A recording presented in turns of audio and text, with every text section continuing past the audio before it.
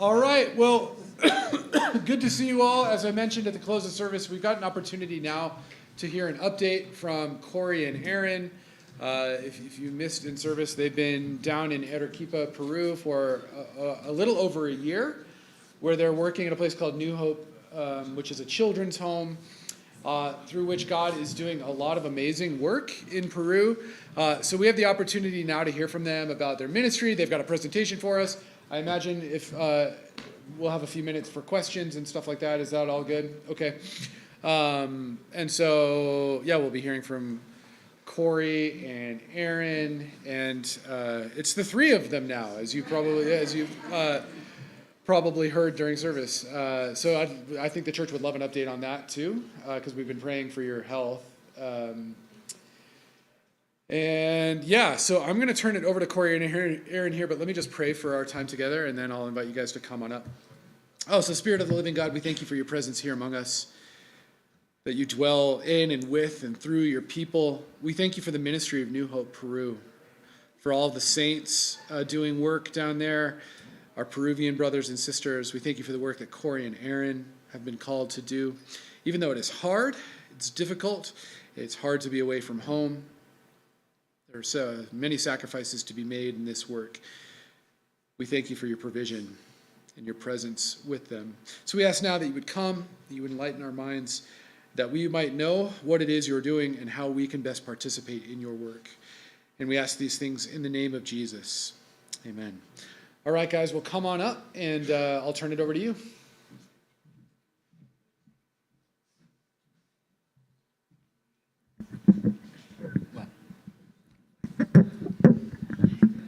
Hey everyone, it's me again, Corey and Aaron, and then our little to-be-named baby is in the womb, so the three of us will be presenting today. So kind of what we wanted to do, well, first of all, I just want to say thank you. Foothills is our sending church, is a church that has supported us. A lot of you personally support us. A lot of you I know have been praying for us regularly, and it just means so much to us. Obviously, yeah, we had a few years here and just, yeah, really loved this church, loved being a part of it, and it's really good to be back. So thank you for having us back, and hope that you get something out of this presentation. So kind of what we wanted to do, we want to share a little bit about what New Hope does. Then we want to share kind of what our roles are there. We'll also talk just briefly a little bit on what it looks like to care for kids who have gone through trauma, because we think that's important to our work and something that is relevant in the U.S. as well. And then we'll just end with talking a little bit about life abroad and life in Arequipa, Peru. So, yeah. We'll see how this works. So this is Arequipa. Is it possible to turn these lights?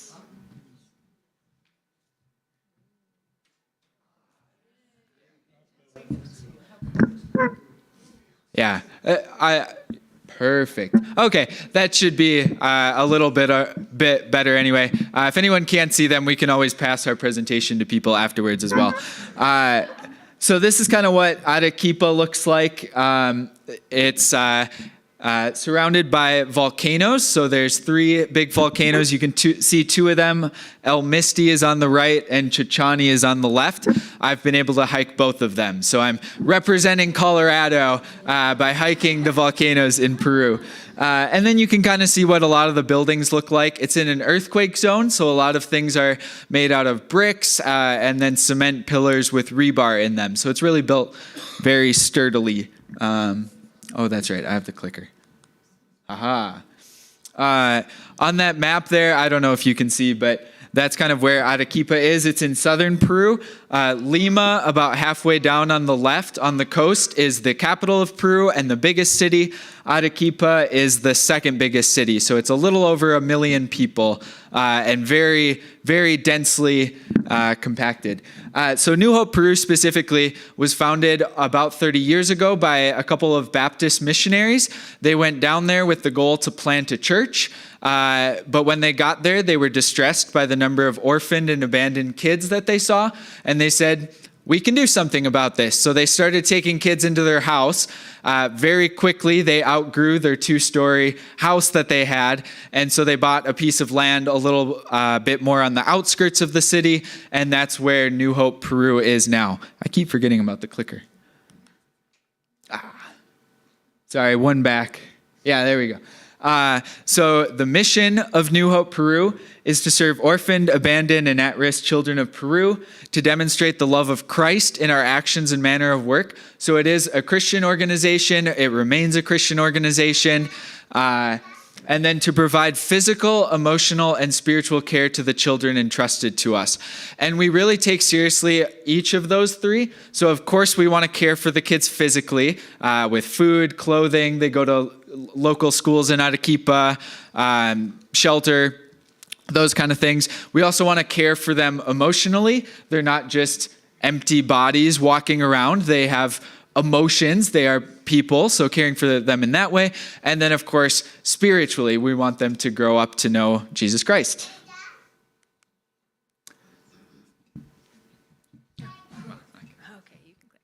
A little bit about how New Hope is set up. So they started with just that residential care part, like what you think of when you think of an orphanage, kids living there, taking care of them. And they've had that all through. They still have that residential program, and then other things have kind of come and gone. But in the residential program, right now there's about 17 kids that live like on site at New Hope. They're in 5 different casitas, which just means like little houses in Spanish. And then there's also 2 external casitas in apartments in the city. And the reason for the casitas is to have it in like smaller groups to try and imitate like a family-like atmosphere as much as possible. So then that way they're able to have some sibling groups together. So it might be, some different ages in a casita, and then they live with a tutor or tutora, which is a house parent who's there 24/7, and there's 2 per casita. So one's there 1 week, and then they switch on Monday mornings, and then the other one, and then every other week like that. And then each kid has a individual care plan. So all of the kids have different backstories. They've ended up there for different reasons. Maybe they have different outcomes or goals that they're working towards. We know that both scripture and science show us that family is the best environment for a kid over an institution, even when you have a good institution. So New Hope really works towards family reintegration, if that's a possibility, to go back with their parents, or maybe like an aunt or uncle or grandparent or adult siblings. If that's not possible, some kids are legally eligible to be adopted, so they'll work toward adoption. But trying to, for a childhood and family is New Hope's motto. So trying to have as much family-oriented or family-centered solutions as possible. New Hope also has a program called Más Esperanza, which means more hope. That's for kids or young adults that have turned 18. Like in the US, in Peru, once you turn 18, you're considered a legal adult.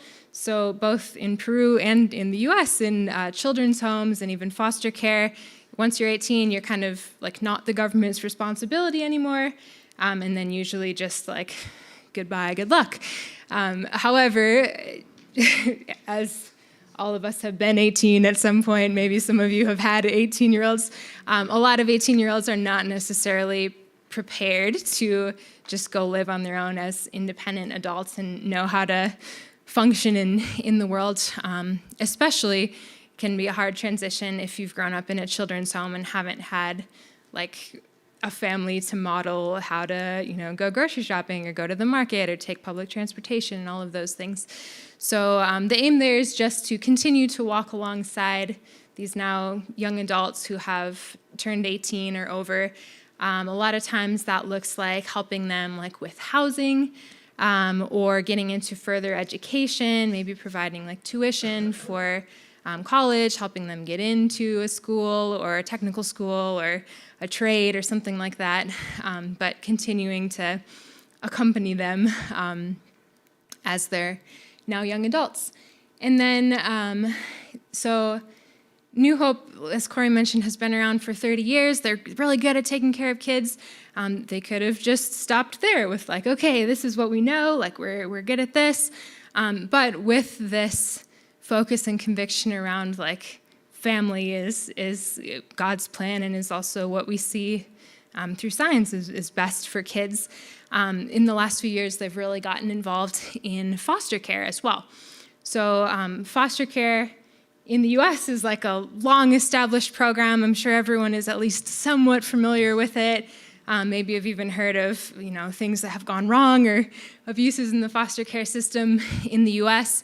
In Peru, foster care is relatively new, so most people haven't heard of it. So it is a government program, but it's not very widely known. It's only been around for a few years, and there's not much of a culture of like, oh yeah, it's good for a kid to be in a family. If they can't be with their family, to be with a foster family. Sort of the prevailing attitude is like, but there's so many children's homes. Why wouldn't you just send kids to a children's home?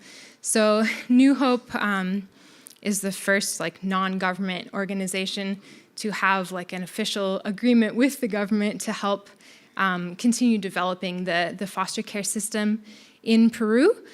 So largely that looks like explaining about foster care, especially in churches, and why that's important, why kids do better in families, why we should be working towards that, and why, especially as Christians, that should matter to us.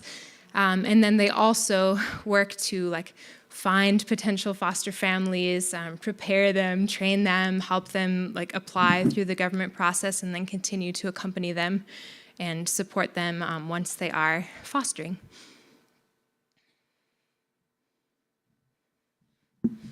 So those are the main three programs of New Hope. Two other things they do, they also have a couple self-sustainability businesses. So right now, almost all of their monetary donations come from the United States. So the idea here is just to diversify a little bit and have some income coming in of their own. So the two businesses they have, one is called Deli Esperanza, and they make healthy drinks. So one is chicha morada. It's a drink made from purple corn that is really popular in Arequipa. And if you want to know what it tastes like, we have some hard candies that are chicha morada flavored. So come grab that and our prayer cards after our presentation. Just imagine it in drink form. And then also maracuya, which is passion fruit juice. And then another that they're just getting started is called Hope Bakery. And they do various bakery items, some cookies made from Andean grains, some filled breads, so filled with like meats or cheese. And then golfeados, the director of Hope Bakery is Venezuelan, and it's a Venezuelan dessert that's basically a cinnamon roll with shredded cheese on top. And it sounds better, or it tastes better than it sounds. I always get that mixed up. It sounds better than it tastes. No, it tastes better than it sounds. It tastes really good. Would recommend if you ever happen to be in Venezuela or Arequipa. Thank you. So I hope it's come across that we really believe in the mission of New Hope. We think that they are doing great work. They've been doing great work for 30 years, and I think they just continue to get better and do more and more for a childhood and family. So where exactly do we fit in? So if you remember, I was at Denver Seminary here, and towards the end of my time in seminary, we started to look at what it would look like next. And we started to think that maybe God was calling us to go abroad for a year or two. So we sent out a bunch of different feelers. And one of the people we talked to was Ryan. And Ryan said, I have this friend, Tony Bolos, who I went to grad school with in Scotland, who's really involved with a children's home down in Peru. Do you want me to put you in touch?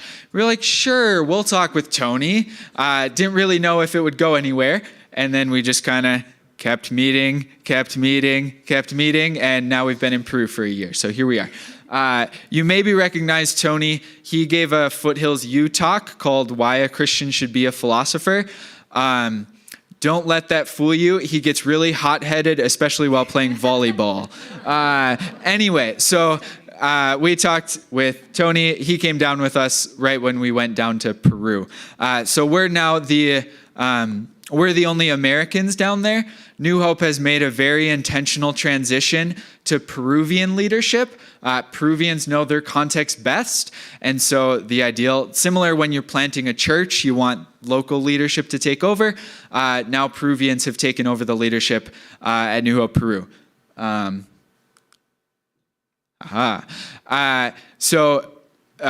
These are kind of our formal job descriptions. I just want to start by saying, really, we're there to help in whatever way we can. So that looks like a lot of different things, but at least our formal job descriptions are these.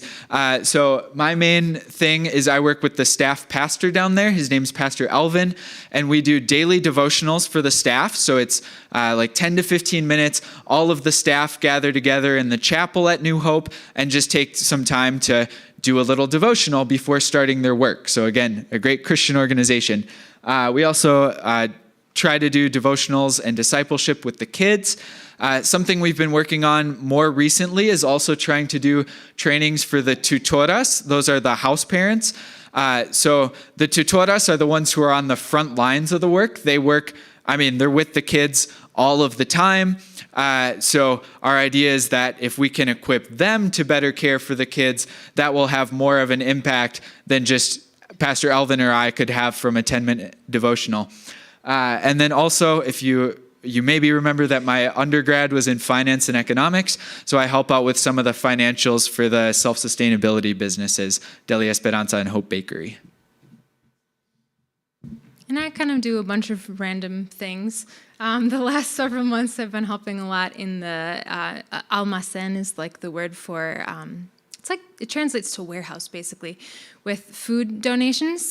So one of the cool things in this past year is one of the major grocery store chains in Arequipa signed some agreement where they twice a week bring like a very large food donation to New Hope. So me and a colleague of mine are in charge of checking everything that came in and, distributing it and all of that stuff. I get to spend time in particularly one of the casitas, Casa Esther, in the afternoons when I can, during the school year, like helping with homework or whatever, or playing or entertaining, whatever that looks like on any given day. And then random other things. I've done a lot of like translating and interpreting. The English-Spanish is useful. Another big thing is when groups come down. Do you have a clicker? Perfect. So New Hope will have short-term like volunteer groups come down, usually from churches in the U.S. a few times a year. So when that happens, we have been in charge since we've been there, largely because we speak English and Spanish, and no one else at New Hope really speaks English. And we're American and they're American, so that helps with some of the cultural things. But what happens when a group comes down is they will be there usually for about a week. They'll do some kind of like work projects or service projects around New Hope. So there's some pictures here of one of the groups last year like built some new bathrooms. There's often like painting projects, or one group helped like repave part of the entryway into New Hope. And then they also get to learn a lot about New Hope, spend a lot of time like playing soccer with the kids, or talking with staff and stuff at New Hope, encouraging them, praying with them. The last 3 groups that have come down have done like a pizza and praise night with the kids one night, which is always a big hit. Yes, they have Little Caesars in Arequipa now. The quality of pizza is actually much better than Little Caesars in the U.S. And then we will go on a few like excursions into the city to do a few touristy things as well. And groups are always really, it's an impactful time for them because, some of them maybe have traveled before, some not. Usually not many people speak Spanish. So seeing like what, how God is working in another culture, like what is New Hope doing, just being somewhere different and serving is impactful for the groups. And then it's also really meaningful for New Hope from the project point of view and the financial point of view, but really for the relationship point of view. So a lot of the churches that come are churches that like have a long-standing relationship with New Hope, and then they will be like praying for New Hope throughout the year, and this strengthening that relationship. And just the fact of people coming down who are doing this, taking time off of work to volunteer from the U.S. is usually a big deal to our coworkers at New Hope, because in Peru, a lot of people are trying to learn English and like maybe move to the U.S. So they're like, why would you come from the U.S. to here? So they really appreciate these groups. This next part always makes me nervous because I'm not a psychologist. So Kalajine can correct everything that I say in the following 5 minutes. But we just want to talk a little bit about what it looks like to care for vulnerable kids for 2 reasons. First of all, because it really impacts the work that New Hope is doing. And second, because unfortunately, there are vulnerable kids everywhere. So when you're interacting with people in the United States, then maybe we hope this would be a little bit of help for you. So to start with that, I just want to start by quickly touching on attachment. So attachment is basically how we learn to do relationships with other people. So when we grow up in a family or whatever environment that is, we look at our parents and see how they do relationships with each other, and then we learn how to do relationships with others. First with our parents, siblings, then with other kids in school, later with our coworkers, our friends, and then our own significant others and kids. In a healthy family, you're more likely to develop secure attachment, which is like the ideal for attachment styles, and that's all I know about that. So moving on. Sorry. Thank you. But when kids have gone through trauma, this can have various effects. So I'm going to define trauma here. There's various ways to define it, but I'll just define it as an emotional response to a deeply distressing or disturbing experience that has long-term negative effects. So for example, if a kid has lost a parent or if they have been removed from their home to come to an institution. I know that a lot of the time I think the word trauma can be overused in the United States, that's my personal opinion, but every kid that is at New Hope has gone through serious trauma, so we need to think about that when we're caring for them. So just some of the what we call areas of impairment, and these are just areas where a kid who has suffered trauma is more likely to have difficulties than a kid who has not suffered trauma. It's not saying that they're guaranteed to have these difficulties, it's just more likely. So again, as I mentioned, difficulty with attachment, they might have difficulties forming relationships in the way that someone with a healthy family did. It can have biological effects. So people have found that emotional trauma can have actual physical effects on your body. So for example, kids with trauma are more likely to be sick and more likely to miss days of school because of the trauma they've gone through. It can also lead to behavioral issues, so issues with self-regulation and self-control. It can lead to learning difficulties. They might have more trouble in school, again, combined with the fact that they're more likely to miss days of school. And then also an excessively low self-esteem from the trauma they've gone through.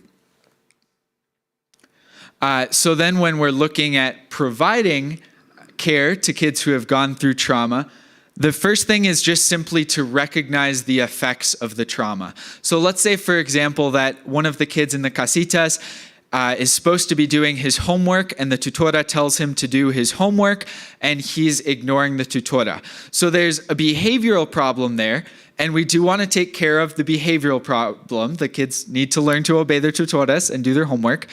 But there's also probably something going on behind that. So say, for example, a kid was in an abusive family situation.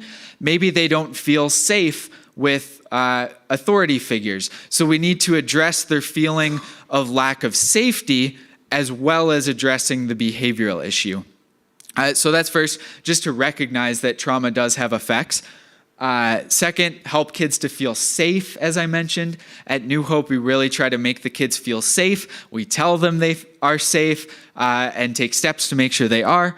Also, helping to give the kids their voice back. A lot of kids in abusive family situations or in orphanages have learned that their voice doesn't really matter, that no one really cares what they have to say. So New Hope really, the people at New Hope really try to make sure that the kids know that what they say matters. Of course, this doesn't mean that they don't have to learn to obey rules as well. They can't just have dessert every meal of the day if that's what they want. But we make sure that they know that what they say matters. And then finally is just simply developing relationships with the kids, giving them examples of what healthy relationships do look like. So one of my favorite examples of this is the maintenance guy at New Hope has really connected with one of the teenage boys, and it's really great. In the summer, the teenage boy will kind of follow him around and help him with the projects. And of course, this is nice because then he learns some practical skills, but he's also learning what a healthy relationship with an adult looks like. So then hopefully when he leaves New Hope, he has an idea of what healthy relationships can look like. An example from my own ministry is when I came down, I didn't speak much Spanish, and none of the kids wanted to listen to me give a lecture about the Bible, but all of the teenage boys wanted to play soccer with me. So I would go play soccer. I like to say that I let them humiliate me. It was not my choice, but letting them humiliate me in soccer, have a good time, make jokes at my expense, and then now they're more likely to listen to me in something else because they've had that experience of humiliating me in soccer. Okay, so that was just a very brief introduction, and I know there's a lot more literature, and Kalajian can correct me later, but we just wanted, again, to share that because it really informs our work. So now we just want to end by talking a little bit about our life in Arequipa, and we could not do this without talking about our church. So our church is called Iglesia Bautista Vida Nueva, so it's like New Life Baptist Church. Their mission statement is, "We exist so that Jesus Christ would be known, followed, and glorified in Arequipa and in all the ethnicities of Peru and the world." And they really live this out. It's the most mission-centered church that I've ever been a part of. Peru is much worse off economically than the United States, but they really take sending missionaries seriously. They have missionaries. If this is recorded, I probably can't say all the countries. Let's see what I can say. Like India, Thailand, Germany, Spain, Uruguay, Guyana, other places in Peru, especially in the mountains. So just seeing their commitment to missions is really impressive. One of the really cool events that they have is a global celebration, and this is like a 5-day long missionary celebration. They start with a parade where all the missionaries who are around or a representative for the missionary will wear the clothing from whatever the country they're in, and they'll parade in while everyone's setting off air horns and confetti. They have a missionary fair where you can go around to different booths and learn about the missionaries and also local organizations. So in the top right picture is New Hope at the global celebration. They get a booth as well. Various workshops. They have a missionary forum. They have a global foods night where you buy a ticket and you can try a small amount of like 12 different foods from around the world. And then they end with a huge worship service on Sunday. So again, it's just really amazing to see. One of the great things has been how much we've learned. And as I've said, I think God is calling me at some point to pastor in the United States. So we'll definitely take what we've learned from New Hope, from Vida Nueva, and apply that to wherever we end up in the United States.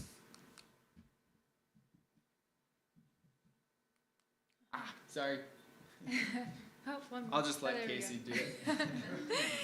And then just to wrap up, some fun or interesting things about living abroad. So living in Arequipa, people ask a lot, like, what do you really like about it, or what's been hard? So here's to address some of those questions. So we'll start with challenges to end on joys.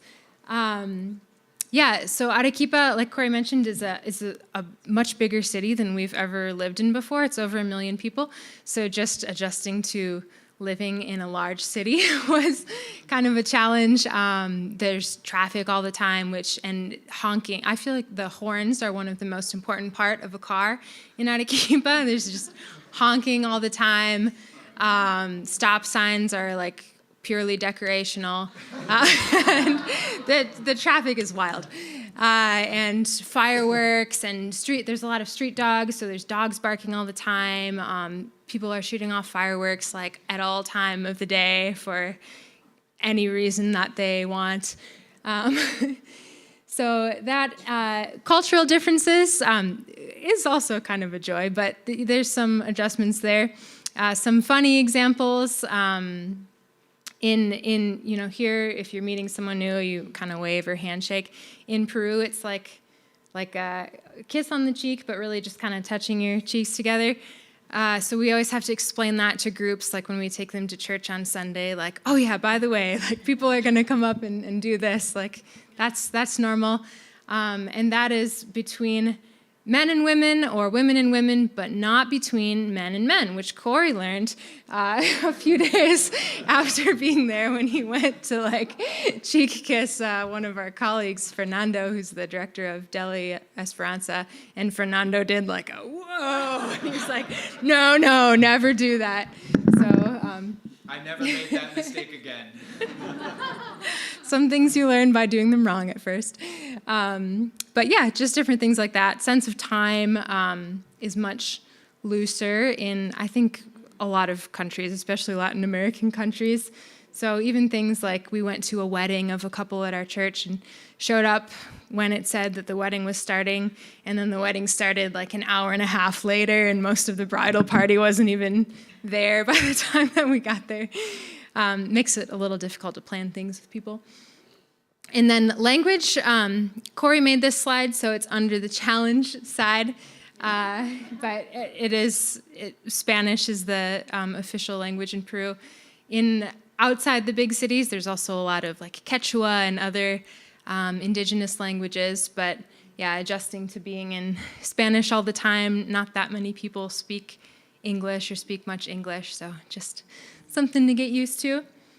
But on the joy side, always the people and relationships are, I think, always the joy of wherever you live, and that's no exception in Peru. So all of our friends and colleagues at New Hope are wonderful. The kids are a lot of fun. We love our church. It's been, great to form those relationships. The weather's pretty nice. The highs every month of the year in Arequipa are in the mid-70s. So if you're only going to have one season, that's a good season to have year-round. The food is very good. Peru is known for good food, and out of Peru, Arequipa is specifically known for being a really good food region. So we've been able to enjoy that. It's a much lower cost of living, so we've gone out to eat good food more than we ever did in the U.S. It's a almost 500-year-old city, so there's a lot of cool history. We didn't really have any pictures of the downtown plaza, but it's beautiful architecture downtown. Everything's built out of this white volcanic rock, so they call it the White City. Colca Canyon is nearby, which is about twice as deep as the Grand Canyon. And there's all this thousands-year-old terracing from groups that were there before the Incas. So it's cool to be able to get out and see things like that. And then we've been able to enjoy some visits from family and friends as well. Now we can go to the last slide. That's everything that we had prepared. Thank you guys for listening. Like Corey said at the beginning, we really believe in what New Hope is doing. We're a very small part of that. They've been doing it long before we arrived, and will continue to long after we're not there. But it's a beautiful thing to kind of come alongside and join and help wherever needed, and see how God is at work in another country, and churches around the world, and organizations like New Hope around the world. I think if anyone has any questions or anything, we can answer them as well.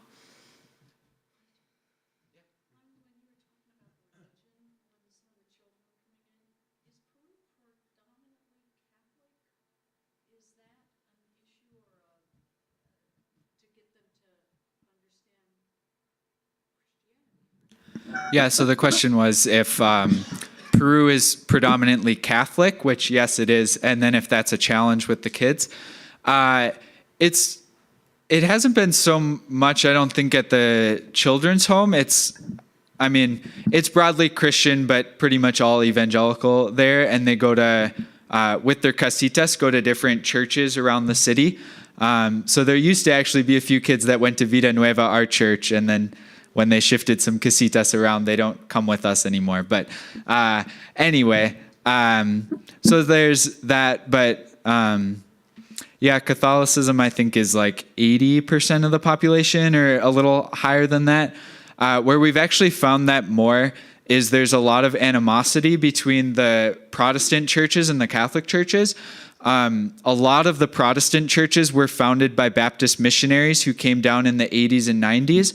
And back then, Catholicism even had more of a stronghold in Arequipa. So there was a lot of just like trying to get the Protestants to leave, calling the police on the Protestants, throwing rocks at the building during a service. That kind of thing doesn't really happen as much. But anyway, there's a very clear divide. And even some things where it almost feels like, oh, the Catholic Church does this, so we're going to do it opposite just because they do it. So sometimes it can go a little farther than maybe we would. But you can understand it when they've gone through that. But to answer your question, it hasn't come into play so much with the kids at our work. Yeah.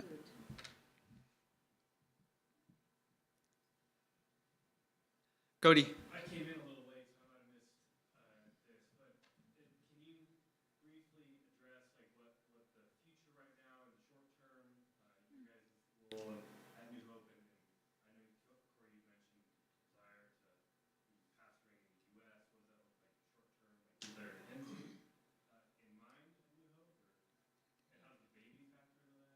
Oh, yeah. Sorry, we forgot to give an update on the baby. So thank you for asking that question, Cody. So short term, we said that we would go for about 2 years. We don't have like a contract with a specific end date or anything. It's kind of, basically as long as we can be funded while staying there. So our plan is to stay there about 2 years. So sometime around February of next year, like 11 months from now, we'll come back to the United States. We're still seeing exactly what that will look like. I will probably look for pastor jobs at some small Baptist church, kind of like Foothills. And we'll see if that's in the Colorado area. Our families are back in the Midwest in Minnesota and Wisconsin, so that's a possibility. And then the baby is the most exciting thing that I forgot to talk about. We're having a baby girl. She's due at the end of June. Our plan is to have the baby in Arequipa and everything. We know some other missionaries who have had kids while abroad, so we were able to get some doctor recommendations and kind of get some tips on what might be difficult or whatever with that. We're excited about that. New Hope is also a really, obviously family-friendly organization, so when we told them that we were having a baby, everyone was so excited for us. And they'll work with us as we're kind of figuring out how to have a baby and in another country. So, baby girl, end of June. And then, I don't know, we'll see where God leads after Peru. Yes.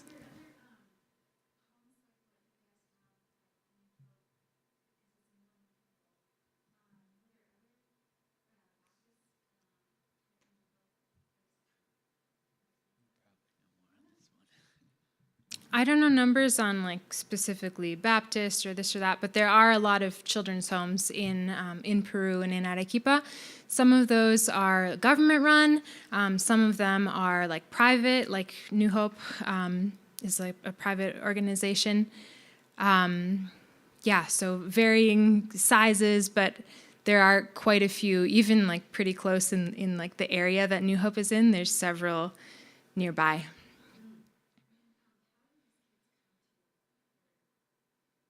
Yeah, good question. The question was, how do kids come to New Hope, or how do they end up in a children's home? So kids might end up there for a variety of reasons. I think a lot of times when we think orphanage, we think like, oh, both parents died in some way. But that's actually usually not the case. I forget the statistic, but I think it was some 80% of kids in children's homes around the world actually have at least one living parent. It's just through, I think, economic factors play in a lot, like maybe the family can't afford to take care of their kids, or, they're out working all the time, so the kids are left home, so at some point it gets called in and evaluated, and the kids get taken to a children's home. There's also like abuse situations, neglect, physical abuse, sexual abuse, things like that. So it's, if a situation like that is observed, and a neighbor, someone might like call the authorities and be like, I think there's something weird going on here, and then social workers from the government will come in and kind of evaluate the situation, and in some cases decide like, okay, these kids can't be living with whoever they're living with.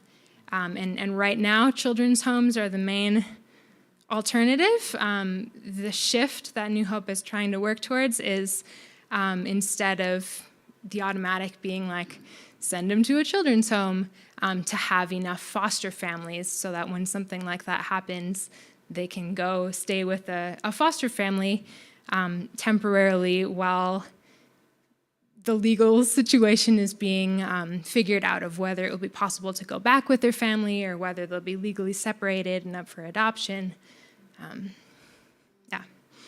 Hope that answered.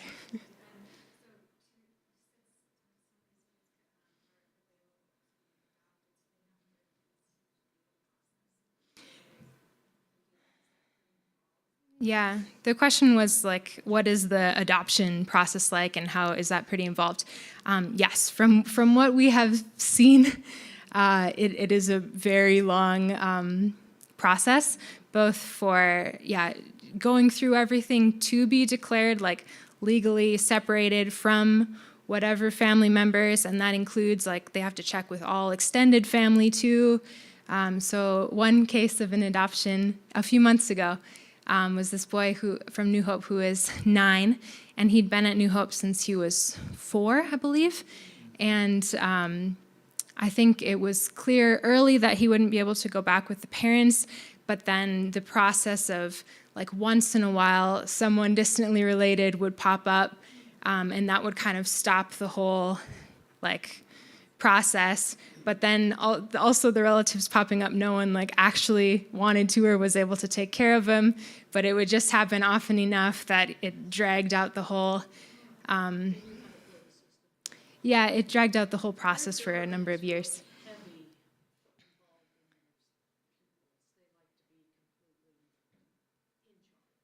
Yeah, there's a lot of bureaucracy in everything, like in any kind of process in Peru.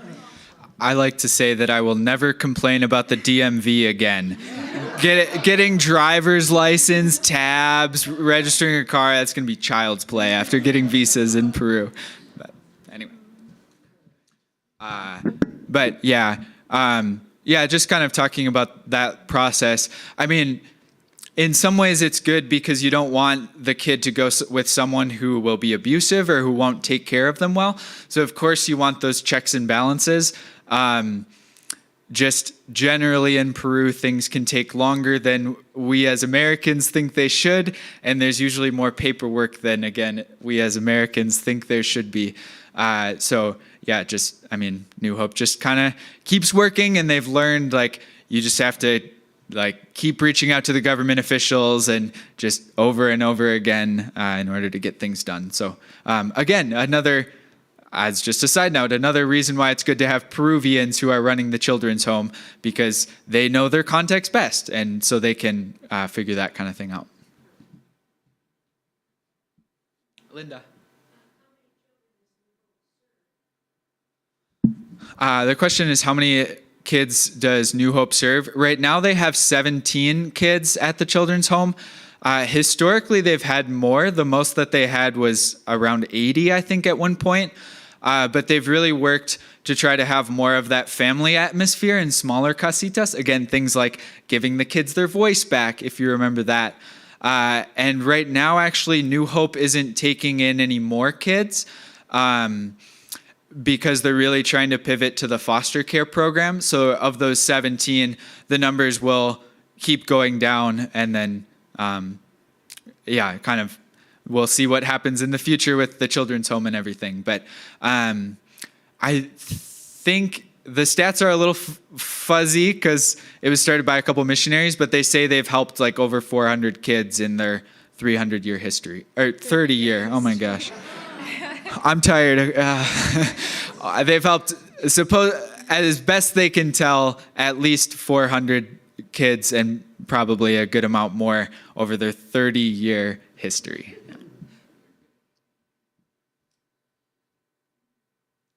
Andy.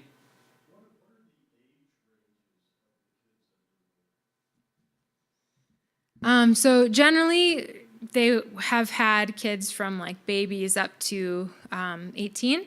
Right now, the youngest kid is 3 now, and then the oldest, there's a few 16-year-olds.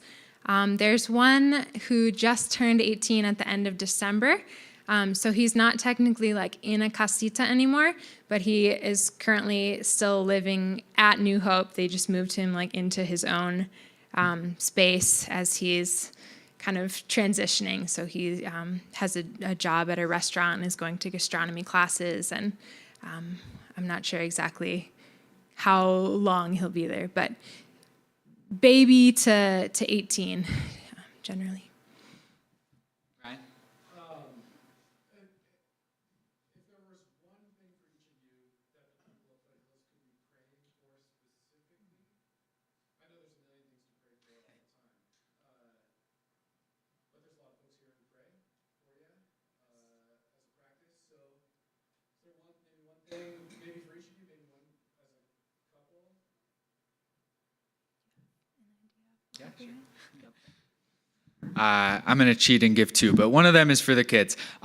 Most of the kids go back to school tomorrow. They just finished their summer break because it's Southern Hemisphere. So if you could pray for the kids as they're going back to school and just with all the adjustments that come with that. But for me personally, I think the biggest thing, I shared about what some of my role description has been, but I still feel like I'm struggling to find kind of my niche in ministry and like where I can best help. So just maybe some wisdom on how I can best use my time.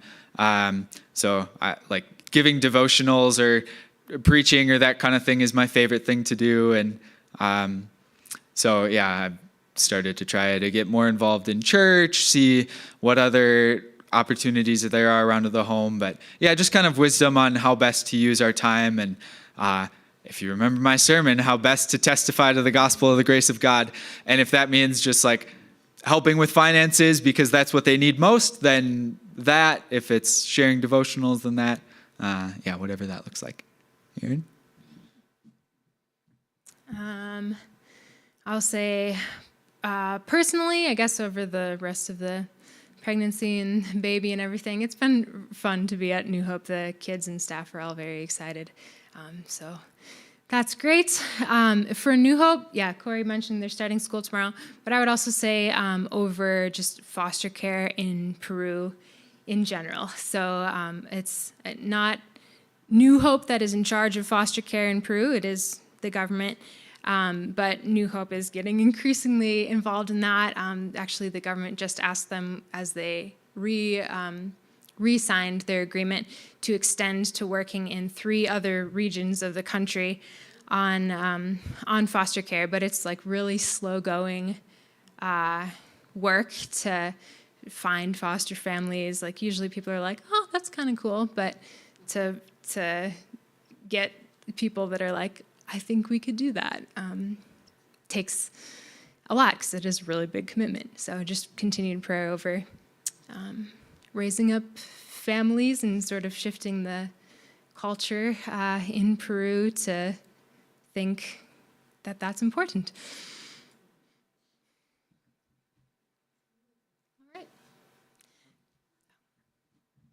Well, I think, yeah, we'll call it there. Or Dave, one more question?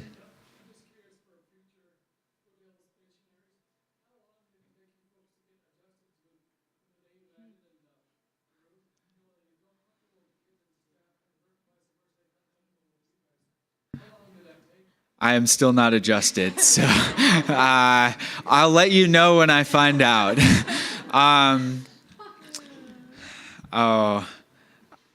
Well, Joe and Calagene could probably answer this question better than me. I think you have like levels of how much you adjust. So I think, yeah, Calagene's nodding her head. I think, I don't know, it was maybe like a couple months in where I felt really like, okay, I can call a taxi, I can take the bus, I can go grocery shop by myself, I can cook, I can kind of like survive and stuff. The language has been a big part. It was probably like 6-ish months till I felt like kind of comfortable having a conversation with someone, but it's still like, you know, I keep improving. People can tell pretty quickly that I'm not a native Spanish speaker, whereas Aaron is perfectly fluent. So yeah, and I think, yeah, it just keeps going. I would say even maybe in the last couple months, I feel like I've kind of hit another level of comfort with the language where I'm not like stressed going into every conversation. That sounds funny, but now I feel like I can see people from New Hope especially and be like, oh, great. Like, ¿Cómo estás? ¿Qué tal tus vacaciones? Or like, how was your vacation? Or something like that without having to think, okay, how was your vacation? Translate that to Spanish. ¿Qué tal tus vacaciones? Okay, I can just kind of say that. So that was a long answer to say there's different levels and we continue to adjust. Aaron has adjusted better than I have. So I don't know if you have a different thought, but yeah. Okay, I think we'll hang around a little bit more too. We also have prayer cards and then those chicha morada hard candies that I mentioned. We have a whole bunch of them. So if you want to try that and get the Arequipa taste, you can do that. But thanks again. Stay here. Aaron, can you come back? We're going to ask all the members of the missions team to come forward and we're going to pray for them. While they are coming forward, I'll say one thing about language learning. We had to learn German, and Mark Twain hated German. The grammar is weird, and he said the only person with enough time to learn German is a corpse. So we used to tell people, hang in there, we're not dead yet.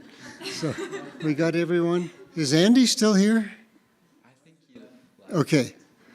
Well, we're just going to go from Chris to Ed to Calagene to me.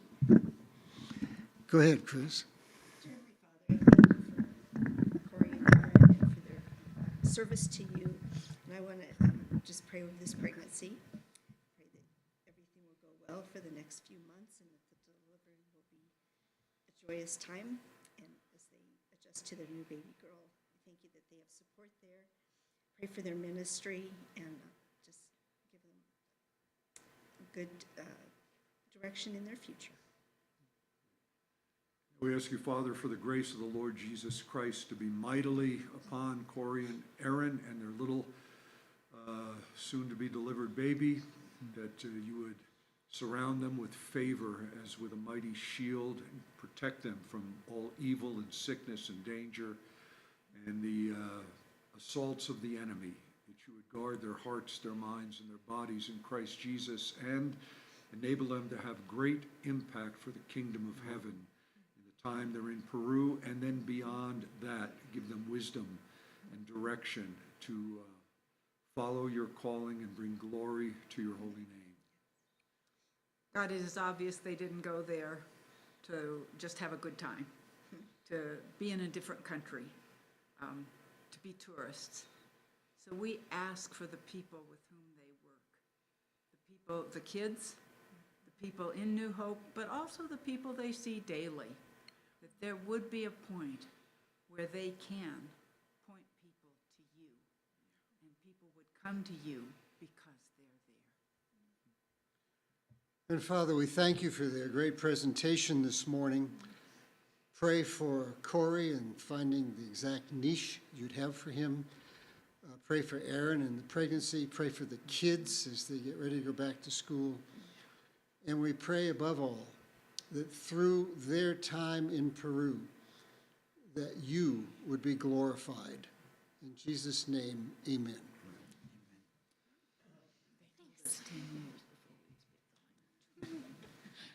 Thanks for sticking around and listening. And yeah, thank you guys we know a lot of you have been praying all the way through, so we appreciate that a lot.